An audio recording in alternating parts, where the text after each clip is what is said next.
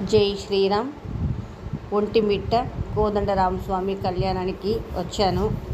సేవ ప్లస్ కళ్యాణం 26 నుంచి 4వ తేదీ వరకు సేవ చేయాలనుకున్నాను. ఖచ్చితంగా అన్ని రోజులు చేస్తుంటే చచ్చిపోయి ఉండేదాన్నేమో నేను. 3 రోజులకే నా వల్ల కావట్లేదాడ. విపరీతమైన ఎండలు. రెండో దేవునంటే అకామిడేషన్ సరిగ్గా లేదు. ఇంతమంది సేవకులు వచ్చేసి ఆ బాత్రూములు సరిలేదు, ఫుడ్ తప్ప వేరేవి అక్కడ సరిలేదు.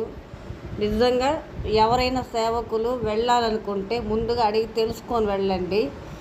ఒక 4 రోజులు అటు భద్రాచలం వెళ్ళిపోయాం కాబట్టి సరిపోయింది. లేకపోతే నిజంగా ఏమైపోయిండదో నా వేడికి దానికి నేను మామూలుగా లేదు అసలు. ఇంకోటి ఏమిటంటే సేవకులకి ఐడి ఇస్తారా ఇవ్వరా అనేది కన్ఫర్మ్ చేసుకొని వెళ్ళండి.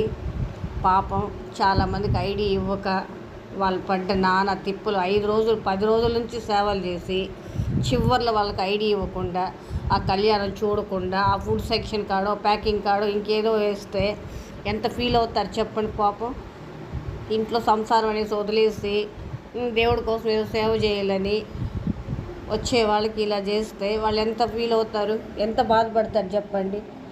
పాపం నిజంగా చాలా బాధ అనిపించింది నాకు.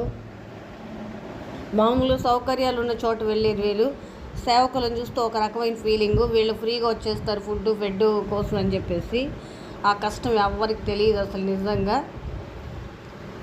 నిన్న ఒక్కరోజు వాళ్ళ ఐడి ఇస్తానంటే ఐడి కోసం పొద్దున్న నుంచి రాత్రి వరకు సేవ చేస్తూ ఐడి కోసం వాళ్ళకి కాల్ చేస్తూ ఎంత ఇబ్బంది పడ్డామో. అది ఎక్కడ ఇస్తారో ఏంటో అని ఆఖరికి ఐడి ఇచ్చారు. ఫస్ట్ గ్యాలరీలోనే కూర్చున్నాం. దానికి ముందు ఒక 10 గ్యాలరీలు ఉన్నాయి. విఐపి గ్యాలరీ అంటే ఇంకేదేదో అంట. మొత్తం మీద కళ్యాణ మండపం, స్వామివారి మండపం మాత్రం ఏమాత్రం కనిపించదు.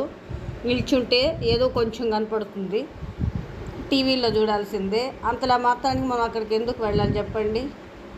ఇంత ప్రయాసపడి ఇంత కష్టపడి స్వామివారి దగ్గరికి భద్రాచలంలో 1000 రెట్లు మేలండి నిజంగా.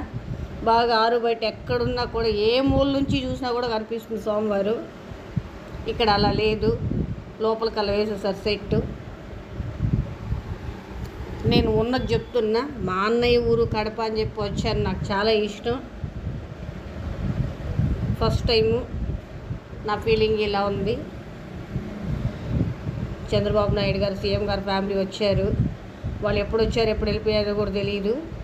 టీవీలో చూడడం తప్ప రియల్గా కనిపించట్లేదు. చివర్లో బయట వచ్చేసిన తర్వాత హాయ్ చెప్పుకుంటూ వెళ్ళడం మాత్రం చూశాను. జై శ్రీరామ్.